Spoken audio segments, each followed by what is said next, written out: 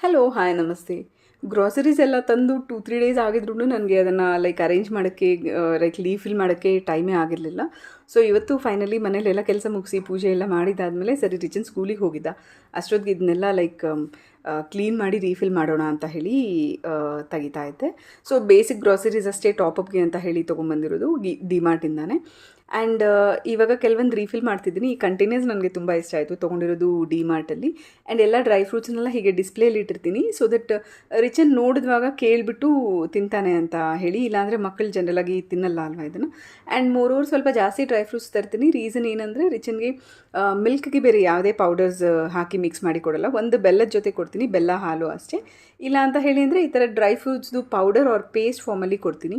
And very first time pink ಸಾಲ್ಟ್ನ try ಮಾಡ್ತಿದ್ದೆ, so ಅದನ್ನು ನಾನು ವೀಡಿಯೋದಲ್ಲಿ ಕ್ಲಿಪ್ಪಿಂಗ್ ತೊಗೊಂಡೆ, ಹೇಗಿರುತ್ತೆ ನೋಡಬೇಕಿದೆ. ರೀಸ್ಟಾಕ್ ಆದಮೇಲೆ ಈ ಕಾರ್ನರ್ ತುಂಬಾ ಕ್ಯೂಟಾಗಿ ಕಾಣ್ತಾ ಇದೆ. ಮತ್ತೆ ಸಿಗೋಣ. Love you.